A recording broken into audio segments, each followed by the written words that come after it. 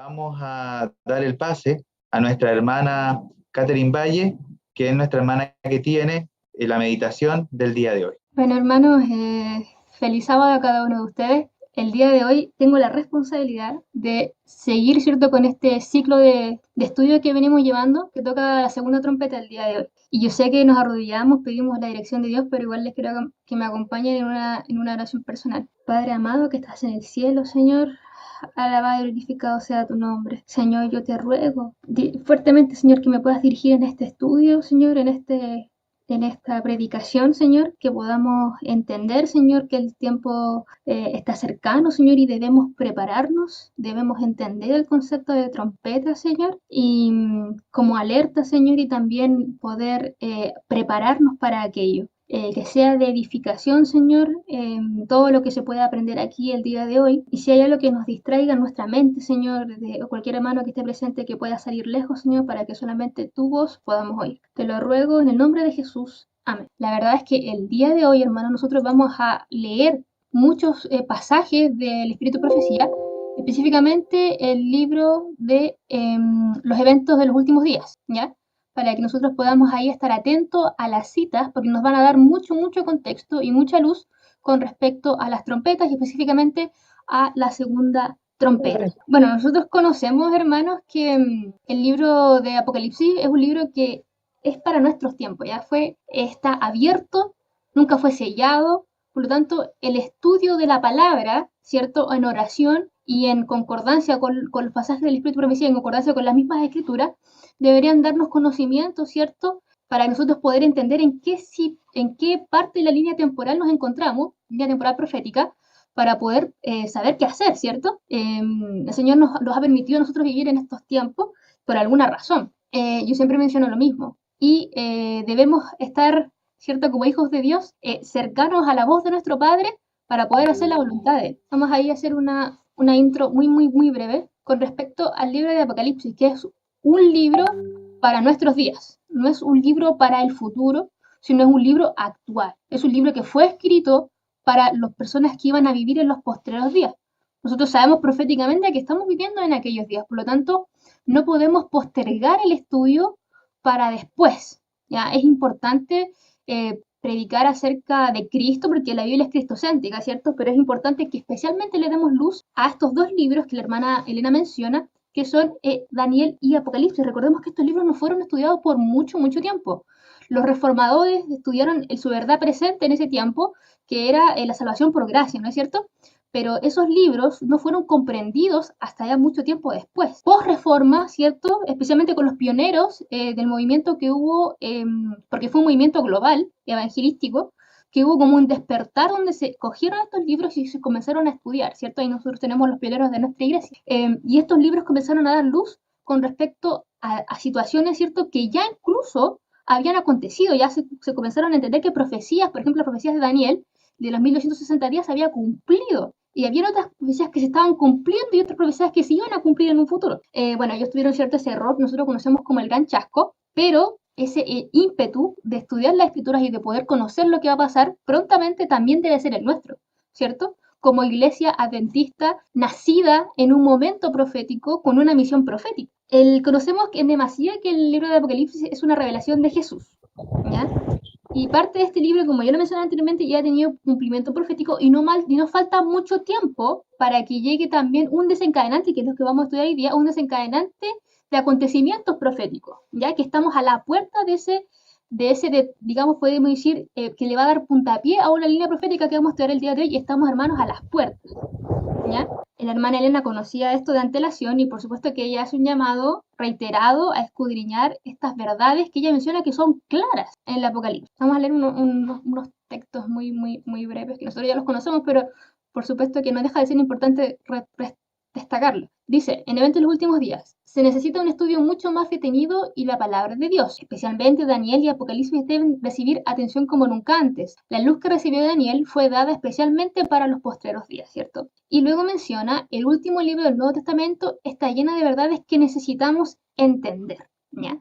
No solamente leerlas, sino que comprenderlas y aplicarlas, por supuesto, a nuestro tiempo que estamos viviendo. Dice, pronto se cumplirán las predicciones incumplidas del libro de Apocalipsis. ahora el pueblo de Dios debe estudiar con diligencia esta profecía y entenderla claramente. Esa palabra claramente nos va a dar mucho contexto a la forma en que nosotros vamos a estudiar también específicamente las trompetas, ¿ya? No debemos encubrir la verdad, nos advierte con claridad, ¿ya? O sea que no está oculto el mensaje, sino que está claro. Y nos dice que sucederán en el futuro, ¿cierto? Los solemnes mensajes que en el Apocalipsis se dieron fueron en su orden, ¿ya? Eso es muy importante entenderlo, en su orden. ¿Qué significa un orden? Sucesión, ¿cierto?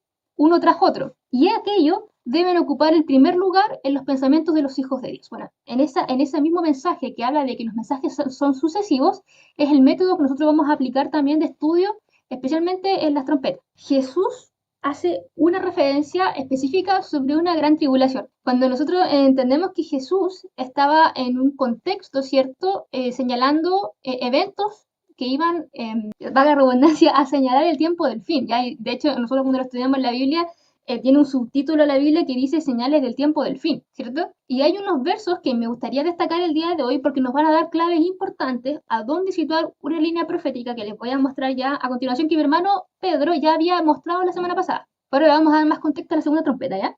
Dice, por tanto, cuando veáis en el lugar santo la abominación desoladora, que habla el profeta Daniel, entonces los que estén en Judea huyan a los montes. El que esté en la azotea no descienda para tomar su casa. Dice, y el que esté en el campo no vuelva atrás para tomar su casa, para tomar su capa. Mas hay de los que estén en cinta, de las que crían en aquellos días. Orad pues para que vuestra huida no sea ni en invierno ni en día de reposo. Y aquí da otra clave, porque habrá entonces gran tribulación, cual no la ha habido desde el principio del mundo hasta ahora, ni la habrá. Hay tres cosas que me gustaría destacar, hermanos, que pudiéramos extraer en estos versos, ¿ya? En primer lugar, el contexto, ¿cierto? Que el Señor nos está hablando momentos cercanos a su venida. Cercano significa antecesores, ¿ya? Antecesores a la venida de Jesús, nos ubicamos en esa línea de tiempo. En segundo lugar, que va a existir una gran tribulación antes de su venida. Y en tercer lugar, nos da la señal que da inicio a este tiempo de angustia, ¿cierto? En el verso 10 y 15, perdón, nos da la señal de cuándo va a empezar el tiempo de angustia, dice la abominación desoladora que menciona el profeta Daniel. Y luego, en el verso 21, menciona entonces esta gran tribulación. Nos vamos a ubicar entonces en una línea temporal. Y notemos, muy importante también, que menciona específicamente a Daniel, al profeta Daniel. ¿Y por qué lo hace así? Porque justamente en Daniel capítulo 12, verso 1, en la siguiente diapositiva, vamos a encontrar entonces que se menciona un tiempo de angustia. Y ojo, ¿cuál tiempo de angustia? Nos va a dar la clave porque dice que en aquel tiempo se levantará Miguel, el gran príncipe que está de parte de los hijos de tu pueblo, y será tiempo de angustia, el cual nunca fue desde que hubo gente hasta entonces, ¿cierto? Lo describe de manera casi igual que Jesús, cuando dice que va a haber un tiempo que nunca hubo y nunca más habrá. Entonces podemos concluir, hermanos, por las características de este tiempo de angustia, que se están refiriendo al mismo tiempo de angustia. Y dice, pero en aquel tiempo será libertado tu pueblo. O sea, este verso me da aún una pista más todavía en el contexto, porque nos dice que después de ese tiempo de angustia va a venir una liberación. Y esa liberación, estudiando en el contexto que Daniel 12 es consecuencia de Daniel 11, está hablando de la venida de Jesús, ¿cierto? Entonces, ahora con estas pistas, nosotros nos podemos ubicar entonces en una línea de tiempo un poquito más organizada. Vamos a leer otros textos, ¿ya? Que nos van a dar claridad con respecto a la Biblia, que son dos textos que presentó mi hermano la semana pasada, pero yo encuentro que son muy importantes repasarlos porque nos va a decir cuál es la abominación desoladora que nosotros estamos esperando que va a dar puntapié, ¿cierto?, de inicio a esta línea profética. Dice, la ley de Dios ha de ser invalidada por los instrumentos de Satanás. En nuestro país, que se jacta de la libertad, se acabará la libertad religiosa. Se definirá el conflicto sobre la cuestión del sábado y esto conmoverá a todo el mundo. Conmoverá a todo el mundo. Dice, los adventistas del séptimo día pelearán la batalla por el día de reposo del séptimo día. Las autoridades en los Estados Unidos y en otros países se levantarán en su orgullo y poder y promulgarán leyes para restringir la libertad religiosa. Dice que una autoridad, ¿cierto? Nosotros sabemos que cívico-eclesiástica va a dar el puntapié inicial a este periodo profético, que nosotros sabemos que va a venir de cara de la ley dominical, en oposición, ¿cierto?, al mandato, al cuarto mandamiento de Dios con respecto a guardar el sábado y reconocerlo a Él como creador, sustentador, ¿cierto?, y soberano de nosotros y de la tierra. Nosotros conocemos eso como adventistas, venimos estudiando también mucho antes en Daniel, con respecto a quién es la bestia, ¿cierto? Cuál es la dominación desoladora. No me voy a detener en eso hoy porque ese no es el tema principal del día de hoy, pero es importante tenerlo en cuenta. Entonces, tenemos esa pista, ¿cierto? Que la ley dominical entonces va a ser la dominación desoladora y nos va a dar entonces como inicio al tiempo de gracia, pues al tiempo de tribulación, ¿ya? Ahora vamos a entender otra cosa también. Dice, el comienzo del tiempo de angustia mencionado entonces no se refiere al tiempo cuando comenzarán a derramarse las plagas, refiriéndose a la copa de la ira, sino a un corto periodo precisamente antes de que caigan. Mientras Cristo está en el santuario, en este tiempo, cuando se esté terminando la obra de salvación, vendrá aflicción sobre la tierra y las naciones se irán, aunque serán mantenidas en jaque para que no impida la realización de la obra del tercer ángel. Este texto nos entrega mucha información. Primero que todo, nos dice que el tiempo de angustia se va a dividir en dos fases. Una que va a estar con las plagas postreras, ¿cierto? Refiriéndose a la copa de la ira, y otras que menciona como el tiempo corto, ¿cierto? Un tiempo de angustia, un tiempo corto, de corto periodo. Y ese menciona que es antes de que Jesús salga del santuario, porque Jesús aún está en el santuario, aún está intercediendo. Entonces, nosotros sabemos que cuando se menciona en la escritura que el santuario se llena de humo, significa que Jesús sale y significa que termina su obra intercesora, por lo cual termina la gracia. Por lo cual podemos definir de que el tiempo de tribulación se va a dividir en dos cortos periodos. Un periodo corto o un periodo de tribulación previa, ¿cierto? Que va a estar determinada hasta el tiempo de gracia y luego después de eso, ¿cierto? Va a venir la tribulación grande o la tribulación postrera, que va a estar siendo referida con que ya no hay tiempo de gracia y van a caer las plagas postreras, ¿ya? Otra cosa muy interesante es que dice que cuando se esté terminando la obra de salvación, ¿cuándo se está terminando la obra de salvación? ¿Cuándo se va a acabar el tiempo de gracia? ¿Cierto? Porque después del tiempo de gracia ya no ha habido obra de salvación. Ya no, nadie más se puede salvar. Entonces, miren, dice que cuando se está terminando la obra de salvación, o sea, está a punto de acabar, vendrá aflicción sobre la tierra. ¿Ya? Porque nosotros estamos entendiendo entonces que va a venir aflicción antes de que se cierre la puerta de gracia. Esto es muy importante porque nos va a dar contexto a lo que vamos a estudiar también con la 7 trompeta. Entonces, hermanos, ya con esta información podemos más o menos ubicar una línea de tiempo, ¿ya? Que es esta, ¿ya? Que menciona, ¿cierto?, la dominación desoladora como punto pie inicial de la línea profética, ¿cierto? El tiempo de angustia previo, que lo habíamos mencionado, ¿cierto? Que también está el sellamiento, obviamente, porque aún hay tiempo de salvación. Ya cuando caen las plagas postreras, ya, ¿cierto? Ya caen sin misericordia, que está, por supuesto, determinado por el fin de cierre de gracia, y luego tenemos las 7 copas de la ira o las 7 plagas postreras. Nótese el concepto de plagas postreras. ¿Qué significa plagas postreras? Que van a venir, que también existen unas plagas primeras, ¿cierto? Cuando nosotros hablamos de la lluvia tardía, también, o lluvia postrera, también hablamos de una lluvia primera, una lluvia, ¿cierto?, antecesora a eso, ¿ya? Entonces, de la misma manera, el concepto que utiliza, el lenguaje que utiliza la escritura es muy claro. Entonces, ahí nosotros más o menos, ¿cierto?, podemos ubicarnos con seguridad. Ahora nos falta entonces poder ubicar en qué parte se encuentran las 7 trompetas, que es lo que vamos a hacer a continuación. Ahora, ahí no se logra ver muy bien, me olvidó cambiar de color, pero dice en el fondo cuál es el propósito de las trompetas en las escrituras. Porque esto es muy importante entenderlo para poder después explicar cuál es el propósito al fin y al cabo de las 7 trompetas que se van a tocar. Y hay unos textos que yo voy a mencionar que nos van a dar un poco la función de la trompeta que tenía en la escritura. En Éxodo 19 y 16, cuando los hijos de Israel se encontraban de pie al monte, ¿cierto? Porque sabemos que Moisés subió, pero el pie se encontraba, el pueblo se encontraba a pie del monte. ¿Se acuerdan que tenían temor? Decían, para que no se descubriera su desnudez. Estaba haciendo referencia, ¿cierto?, a su vergüenza del pecado. Pero dice que cuando ellos estaban allí, ellos escucharon una voz que era como de bocina, ¿ya? En otras versiones, esa palabra bocina, si nosotros la ubicamos, la encontramos, ¿cierto?, en el lenguaje King James, es la misma traducción que trompeta, ¿ya? Entonces la voz de Dios como de trompeta, y que además era clara, porque demandaba reverencia, ¿cierto?, y la completa atención del pueblo. El pueblo estaba reunido y estaba centrado, estaba atento a lo que Dios estaba diciendo. Entonces tenemos dos conceptos primero. Una que es clara y dos que demanda atención, ¿ya? Y obediencia, en consecuencia, ¿cierto? Porque si demanda reverencia, demanda obediencia.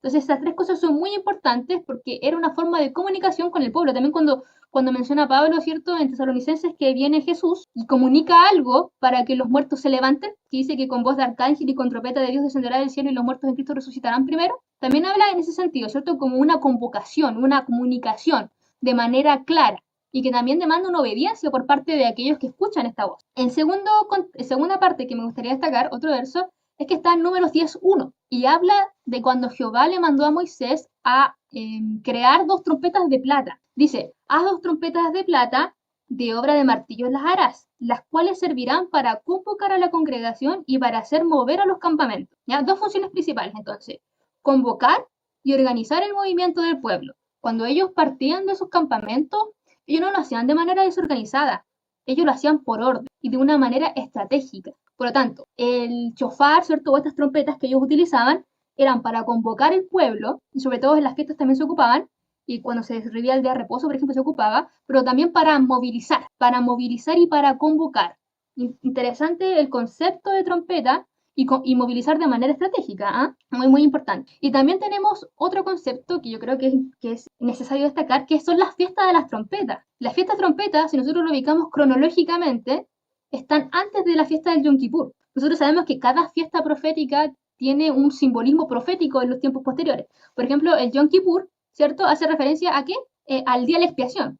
Nosotros lo entendemos como la venida de Jesús, ¿cierto? Si nosotros estudiamos el santuario, por ejemplo, nos da mucho claridad con respecto a eso. Y antes del Yom Kippur viene la fiesta de las trompetas, que también se les conocía como la fiesta de la siega, ¿ya? ¿Y qué era lo que en el fondo hacían cuando tocaban las trompetas? Llamaban al pueblo a un arrepentimiento y a que renovaran sus votos con Dios, ¿ya? Era como un recuerdo del pacto que ellos habían hecho y llamados al arrepentimiento. Muy, muy interesante, porque si nosotros nos ubicamos en un contexto profético antes de la venida de Jesús, va a haber un llamamiento de arrepentimiento y de renovar y de reconciliarnos con Dios y de renovar nuestros votos con Dios, que es precisamente la función que va a tener las 7 trompetas, ¿ya? Una función de un llamado de alerta para llamar al arrepentimiento y volver a reencontrarnos con Dios. ¿Ya? Eso es muy interesante con respecto a la fiesta de las trompetas. Otra función que utilizaban ellos en la batalla, ¿cierto? Nosotros recordamos muy bien, la conocemos, la historia de Jericó, cuando ellos rodearon, ¿cierto?, el muro de la ciudad y con trompetas, ¿cierto? Y con gritos ellos botaron el muro, ¿se acuerdan? Eso, y ellos llevaban incluso la trompeta también a la guerra. Ya era una forma de poder ordenarse militarmente. Y otra cosa, que es la que vamos a leer también en el texto anterior, era que como las ciudades eran amuralladas, porque era su forma de protegerse, los centinelas que estaban sobre los muros tenían una misión muy especial, ¿cierto? Que era ser observadores, ¿ya? Guardianes de la ciudad. Por lo tanto, cuando ellos veían algún peligro, algún enemigo acercarse, ¿cierto? Porque ellos tenían una vista periférica de todo, digamos, más amplia que el pueblo no tenía, muy, muy importante que el pueblo no tenía y ellos sí tenían, ellos tocaban entonces esta trompeta para alertar al pueblo para que se preparara para el ataque, ¿ya? Para que se preparara, para que se pudiera defender, ¿ya? Y en este concepto nosotros como centinelas, ¿cierto? Y como portartorchas, ¿cierto? Vamos a entender este concepto también de llamamiento de trompeta. Miren lo que mencionan los siguientes textos que vamos a leer con respecto al espíritu de profecía. Miren, dice, hay muchas personas que no comprenden las profecías que se refieren a estos días y por lo tanto debe ser ilustradas. Es el deber de los centinelas y los laicos, cuando se refiere a laicos significa cristianos, ¿cierto? O creedores que existe un Dios, de dar la trompeta con un sonido certero. ¿Se acuerdan que decían que la trompeta debía ser clara, que la voz de Dios era clara?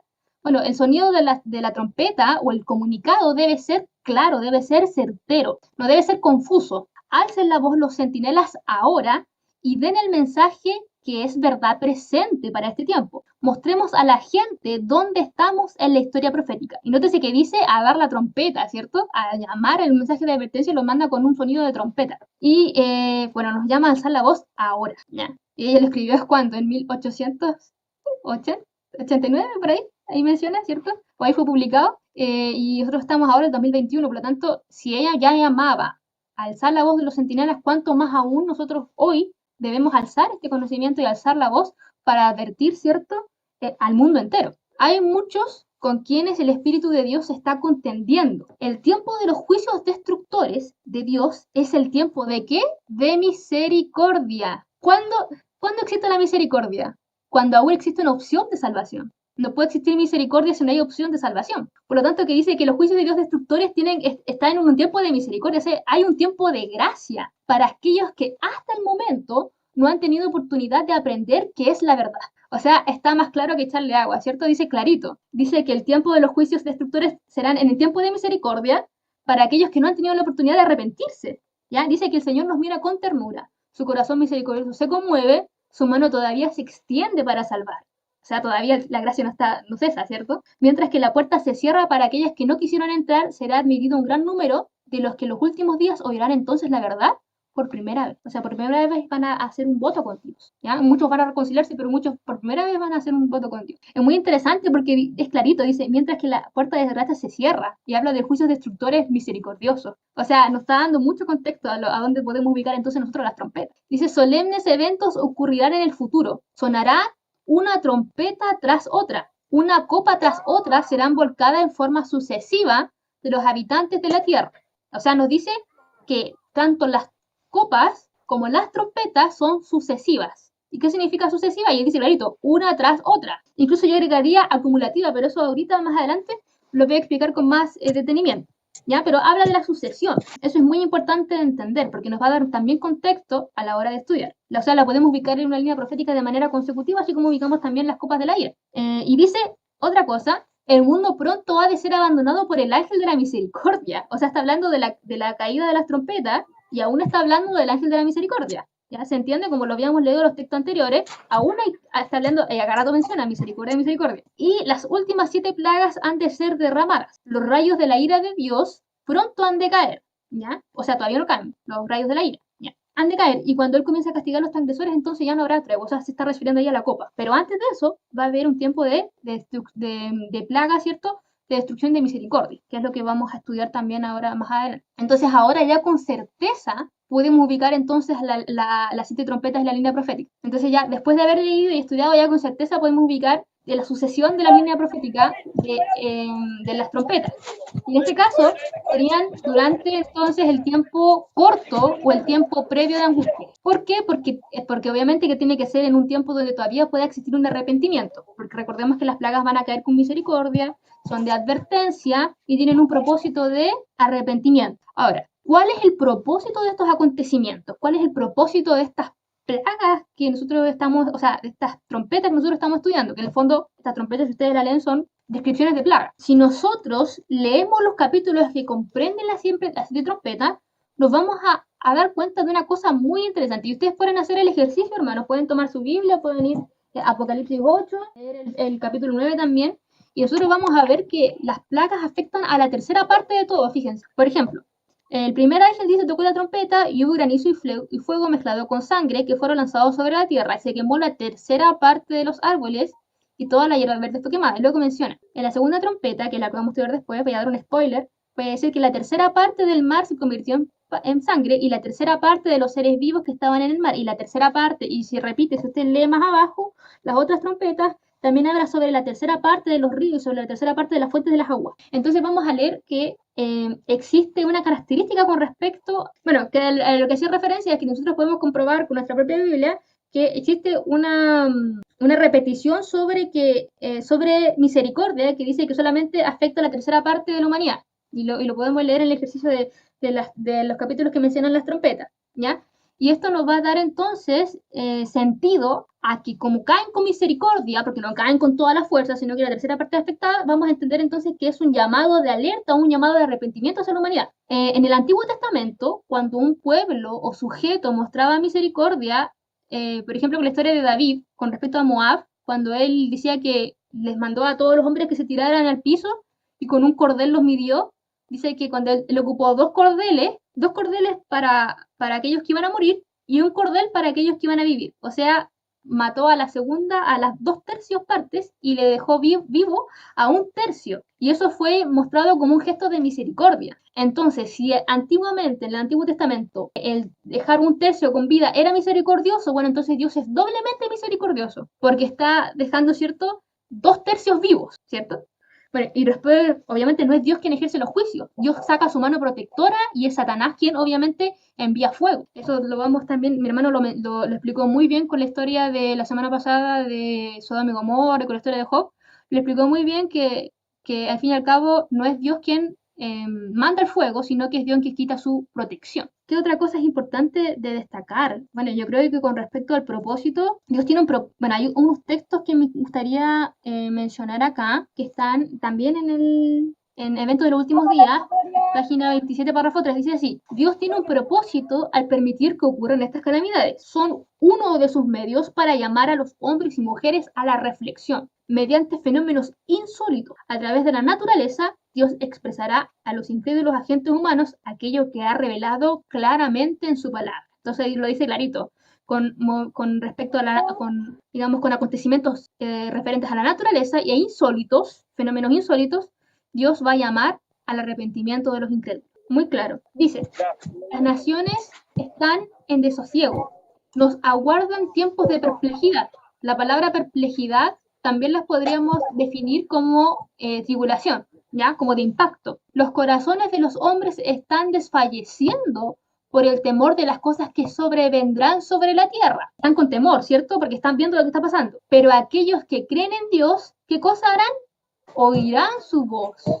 O sea, van a entender que Dios está, ¿cierto?, haciendo un llamamiento un llamamiento de arrepentimiento en medio de la tormenta, o sea, en medio de este caos que se va a producir, que dice, yo soy, ¿cierto?, que es una expresión que nosotros entendemos que es una forma de decir que Él es Dios. No temáis. En los libros del cielo se está registrando una historia extraña y memorable. Eventos que, según fue declarado, deberían ocurrir poco antes del gran día de Dios. Aquí yo no exhibí, pero ¿se acuerdan que mi hermano mencionaba que Dios está preparando, está haciendo su obra extraña? Cuando hablaba de la obra extraña se refería entonces, ¿cierto?, a este derramamiento de los juicios. Cuando Dios, sobre todo si nosotros leemos vamos a leer el capítulo 8, cuando menciona que ve los 7 ángeles que están de pie delante de Dios y se le dieron 7 trompetas, Juan ángeles vino entonces y se paró ante el altar con un incensario de oro y se le dio mucho incienso para añadirlos a las oraciones de los santos, sobre el altar de oro que estaba delante del trono. El humo del incienso con las oraciones de los santos subió de la mano del ángel a presencia de Dios, y el ángel tomó el incensario, lo llenó de fuego del altar y lo arrojó de la tierra. Cuando nosotros leemos en la escritura que hay un fuego que desciende del altar, habla de juicio. Cuando nosotros, por ejemplo, leemos con Sodoma y Gomorra, ¿cierto?, que descendió fuego del cielo desde el altar, juicio. Con Elías también, juicio. Y en este caso también, juicio. Y aquí vamos a entrar ya finalmente al estudio de los versos de la segunda trompeta, ¿ya? Los versos de la segunda trompeta los vamos a encontrar nosotros en la lectura que dio mi hermano, que está en Apocalipsis, capítulo 8, versos 8 y 9, que dicen así: Y el segundo ángel tocó la trompeta, y como una gran montaña ardiendo en fuego fue precipitada en el mar, y la tercera parte del mar se convirtió en sangre, y murió la tercera parte de los seres vivientes que estaban en el mar, y la tercera parte de las naves fue destruida. Nosotros, a continuación, con algunos textos del Espíritu de Profecía, vamos a ir desglosando y vamos a ir interpretando y dándole claridad a qué es lo que se refiere aquí. Y fíjense, hay algo que quisiera anotar, porque cuando uno habla de gran montaña ardiendo, nos recordemos que estamos estudiando de manera clara el Apocalipsis, no de manera alegórica o simbólica. ¿Por qué?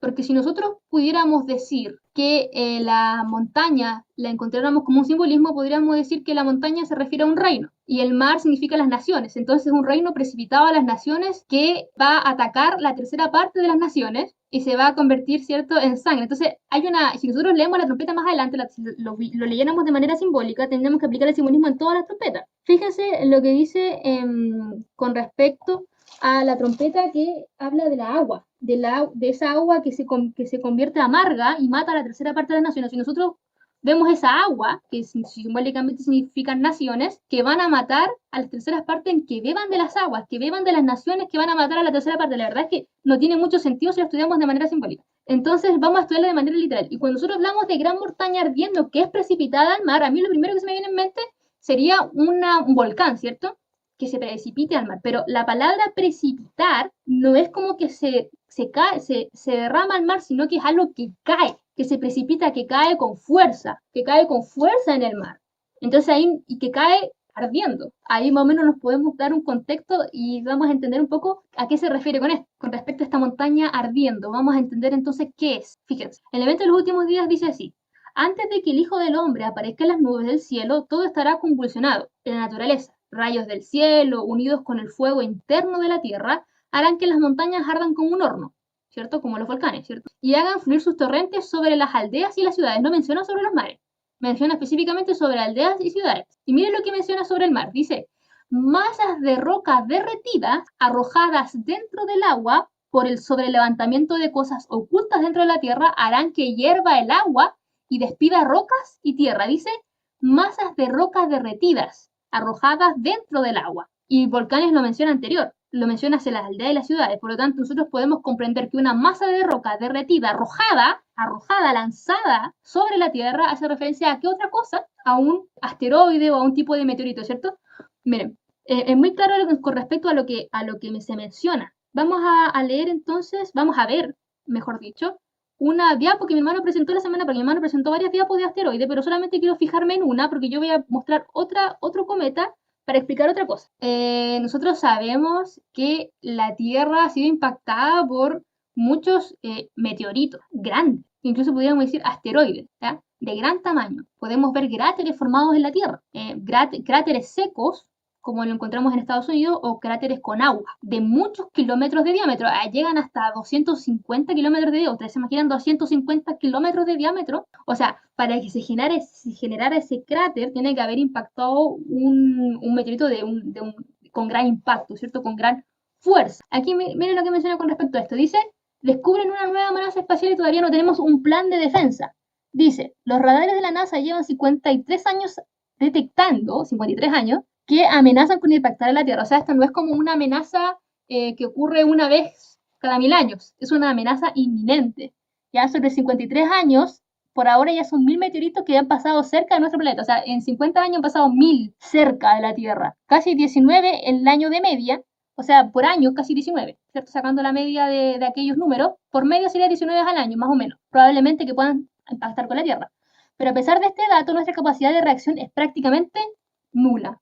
No podemos hacer nada contra un impacto de esas características. O sea, imagínense, ustedes si ven la Luna, también la Luna tiene llena de cráteres, porque también están impactados, por supuesto, con asteroides y con meteoritos. Avancemos entonces a la siguiente. Entonces, esto nos da mayor sentido a los textos que vamos a estudiar. Ahora, es muy importante entender la diferencia entre un asteroide, meteorito, meteoro, bólido y estrella fugaz. Ya, a mí me gusta este tema, así que quizás los voy a aburrir un poquito, pero es necesario entenderlo. Fíjense que los cometas son cuerpos de roca, ¿ya? Y de hielo, porque se enfrían, que tienen su procedencia fuera del sistema solar. O sea, vienen fuera del sistema solar y llegan acá. Y como se acercan y se derriten, se genera una estela, ¿cierto? De gas, que es lo que nosotros llamamos como cometa. Los cometas pueden tener un gran diámetro, la mayoría de ellos lo tienen, que tiene un diámetro parecido al asteroide. Ahora, ¿cuál es la diferencia entre un asteroide y un cometa? Y es que el asteroide no tiene su origen fuera del sistema solar y segundo, no tiene una estela de gas. ¿Ya? Eso es la única diferencia importante, porque si no hablamos del diámetro y de su composición, son prácticamente iguales. ¿Ya? La otra diferencia que nosotros vamos a entender es que un meteoro se llama cuando este asteroide o cuerpo entra a la superficie terrestre y se llena de fuego. Eso es un meteoro, que también nosotros vamos a conocer como estrella fugaz. Cuando nosotros vemos una estrella fugaz, no es una estrella en sí, sino que es un meteoro que ingresó a la atmósfera y se derrite.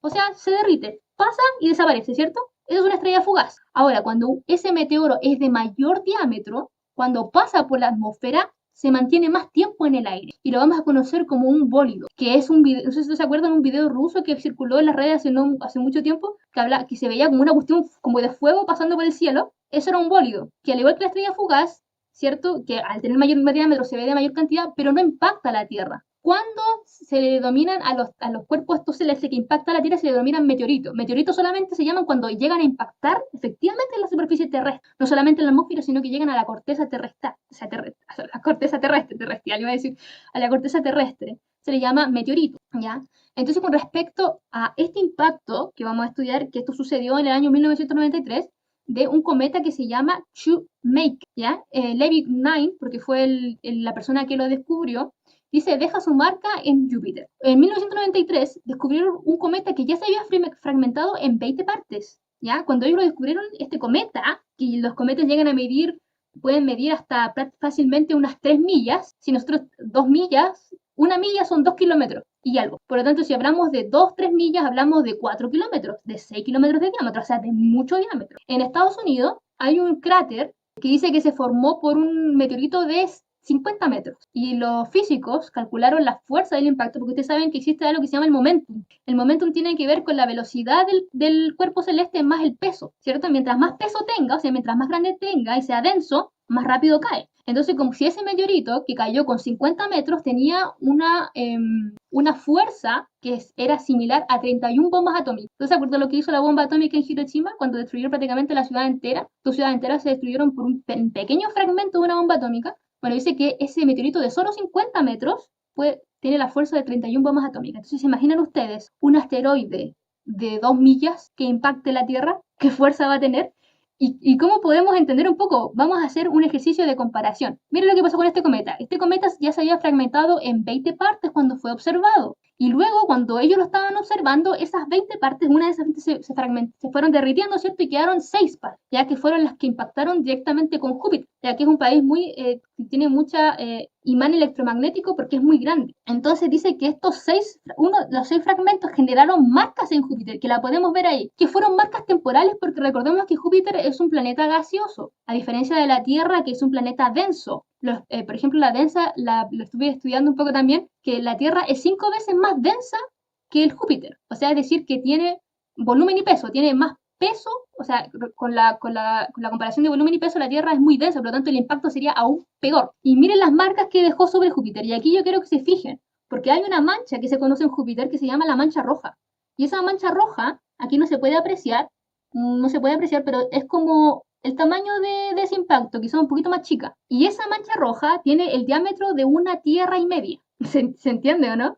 Entonces, si este fragmento de asteroide que chocó con Júpiter, que se fragmentó en 6 pedazos, logró dejar esa marca como de diámetro de Tierra, imagínense lo que va a provocar si fuera un asteroide grande en la Tierra. Un asteroide suficientemente grande la destruye por completo. Pero un asteroide de menor tamaño puede dejar fácilmente un daño, como lo leímos aquí, que puede provocar un daño a la tercera parte, ¿cierto?, del mar, y si cae en el mar, peor. Fíjense, acá en la parte del artículo, yo no sé si lo puede agrandar Pedro ahí, pero dice, la fuerza, ¿cierto?, del impacto de los fragmentos golpeó a Júpiter con una fuerza de 300 millones de bombas atómicas. Estos fragmentos crearon grandes plumas que fueron desde 1200 a 1900 millas. Una milla es 2 kilómetros y algo. O sea, 1200 millas por 2 serían como alrededor de 2500 kilómetros de diámetro. 2500 kilómetros, o sea, prácticamente como Chile, un poco más grande en el momento. O sea, el diámetro del impacto, pero el diámetro que va a generar la onda expansiva es mucho mayor. Como lo mencionaba ahí, dice ahí, de 2000 a 3000 kilómetros, ¿cierto? Y crearon una temperatura tan caliente que se elevó como de 53.000 grados Fahrenheit a 71 grados, ¿cierto? 61.000 grados Fahrenheit, que son como alrededor de 30.000 grados Celsius o 40.000 grados Celsius. O sea, hasta esa temperatura es la que logró ese impacto, 30.000 grados Celsius, hermano. Eso es algo que deshace las cosas, la temperatura. Entonces, si eso provocó allí, nosotros lo podemos hacer una comparación científica, ¿qué es lo que le provocaría si un asteroide con ciertas características golpeara la Tierra? Si golpeara el mar, obviamente con la elevación de la temperatura van a ocurrir dos fenómenos muy interesantes que van a explicar entonces los otros versos. Miren, esto también lo avalan los mismos científicos. En algo que los científicos y la Biblia concuerdan con respecto a los asteroides.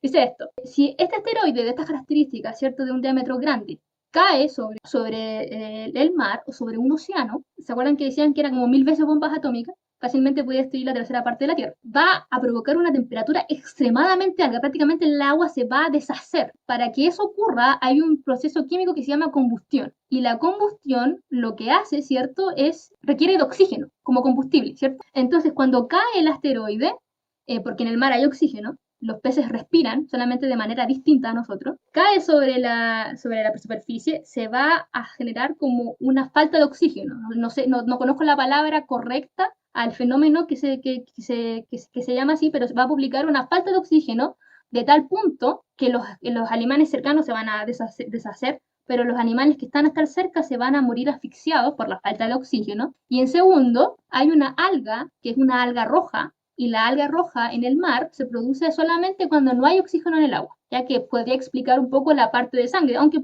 también Dios tiene el poder de convertir el mar en sangre, claro que sí, pero una forma de poder explicar también podría ser esta alga que se podría provocar, ¿cierto?, con este golpe de asteroide y el cambio de temperatura en el agua. Ustedes saben que existe un equilibrio térmico en todos los ecosistemas. Cuando usted aumenta un grado o baja o sube o baja un grado, los animales mueren. Los peces son muy frágiles con respecto a la temperatura. Imagínense que se eleve 30.000, 40.000 grados en el océano, en una zona de acción y luego en la zona circundante. Obviamente que va a producir una muerte importante de los animales que viven allí. Y la sangre también podría ser, ¿cierto?, la sangre de los mismos animales. Ahora, Con respecto a los seres vivientes, dice que la tercera parte de las naves fue destruida. ¿Qué es nave? Yo cuando lo leí hace muchos años, decía nave, yo me imaginaba un ave, no sé, una nave espacial.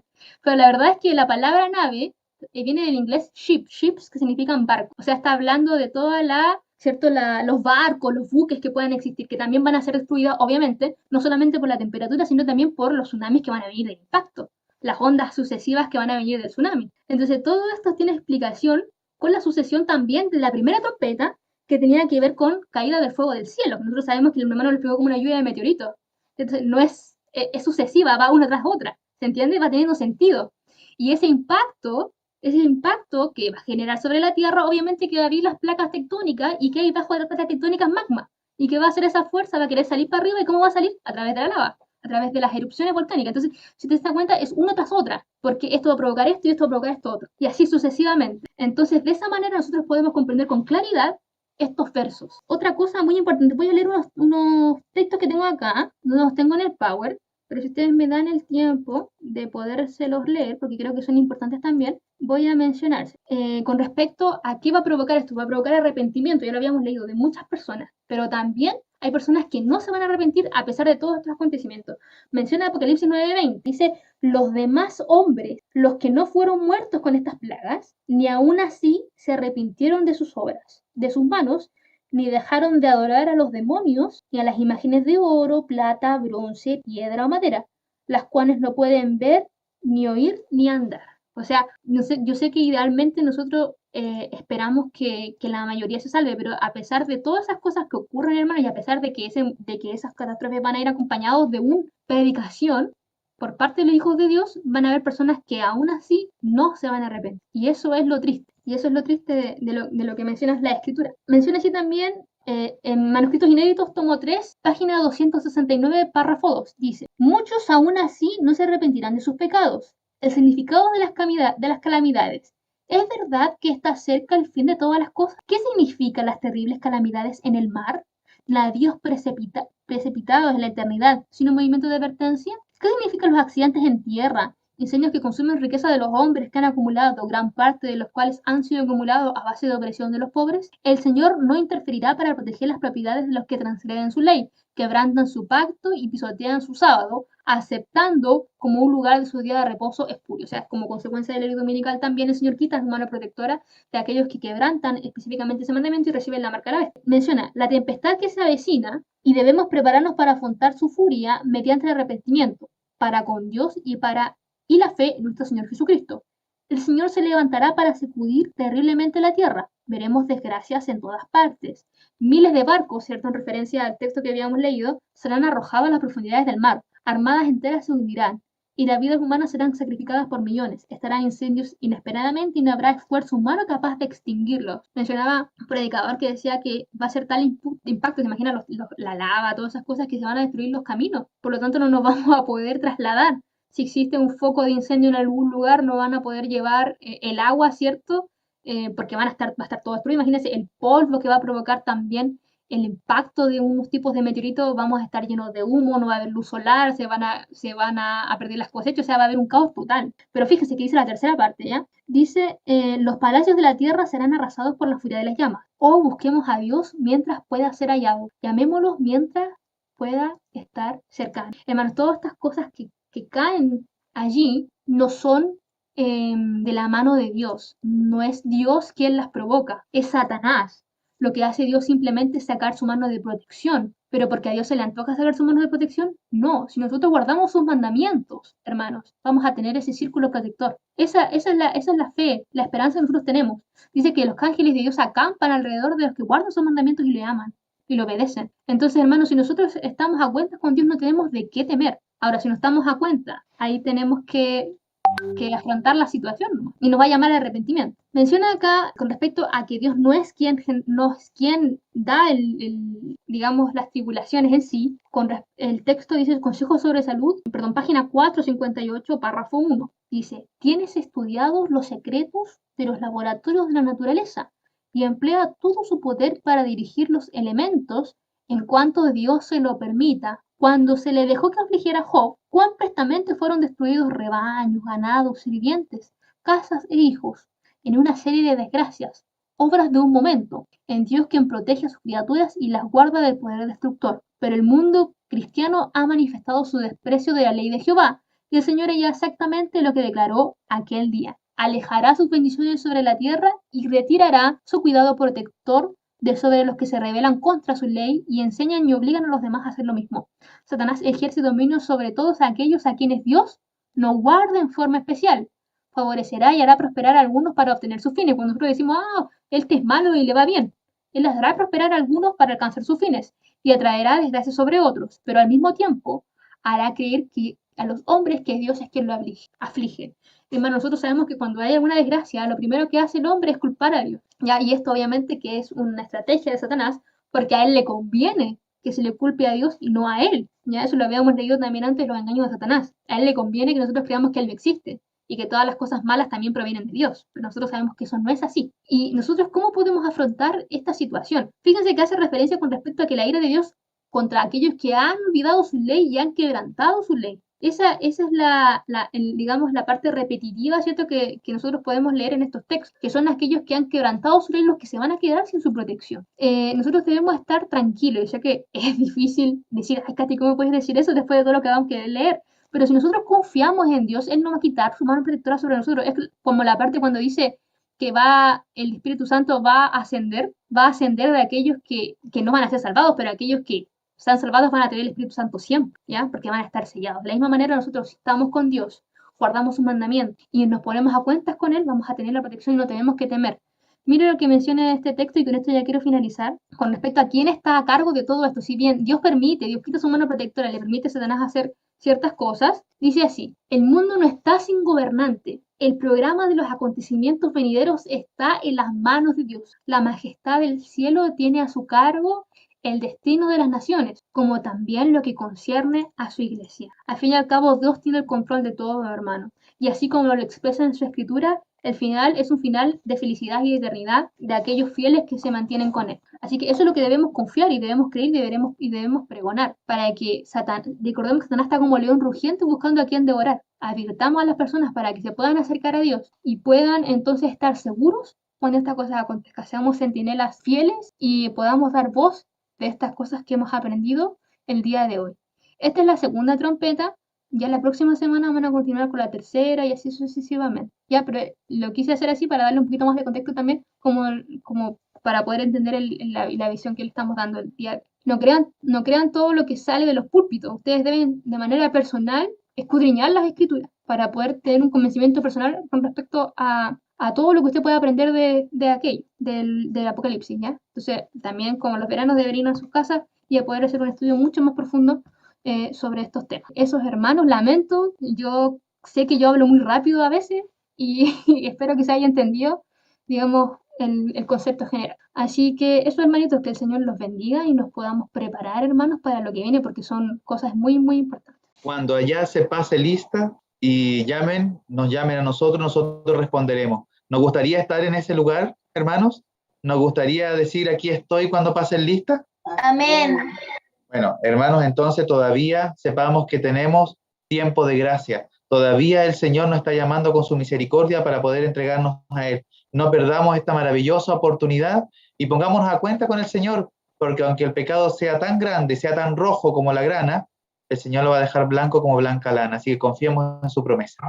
¿Ya? Vamos a pedir a nuestra hermana Katy que pueda despedirnos en oración y cerrar también este maravilloso tema en el culto divino de hoy. Ya, los que puedan acompañarme en la oración de rodillas. Padre amado que estás en el cielo, Señor, alabado sea tu nombre por la eternidad. Señor, hemos aprendido, Señor, cosas tan importantes para nosotros el día de hoy, para tu pueblo, para aquellos que deben advertir, para aquellos que estamos conociendo, Señor, estas verdades. Tenemos una gran responsabilidad de poder entregárselas a aquellos que no la conocen, pero también de manera personal, Señor. Entender que tú eres tardo para la ira y grande en misericordia. Aún, Señor, en los tiempos postreros tienes paciencia con nosotros y tienes paciencia para que nosotros podamos arrepentirnos. Ayúdanos, Señor, a poder cambiar. Ayúdanos a poder ver el pecado como lo ves tú.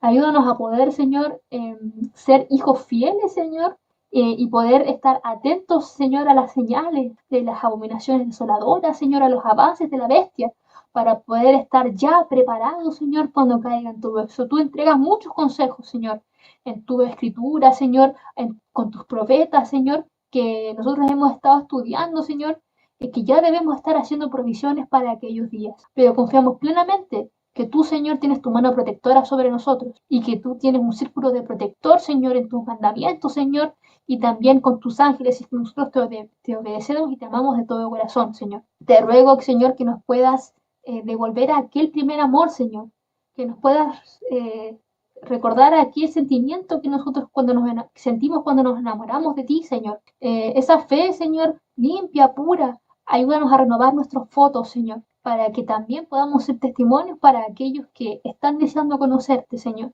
Te ruego por este grupo, Señor, y te ruego por las personas que han visto esta predicación y quizás la verán en un futuro también, Señor, para que pueda ser un llamado de reflexión a nuestra mente, Señor, a nuestro corazón. Recordemos, Señor, que todo lo que tú haces por nosotros no lo merecemos, Señor. Tú todo lo haces por gracia y por amor a nosotros. Permítenos que nosotros podamos responder, Señor, a ese amor con obediencia y fidelidad. Somos débiles, fallamos, Señor, no merecemos esto, pero ayúdanos a poder, Señor, ser semejantes a ti, Señor. No podemos solos, necesitamos tu ayuda. Te lo pido y te lo ruego todo en el nombre de Jesús. Amén.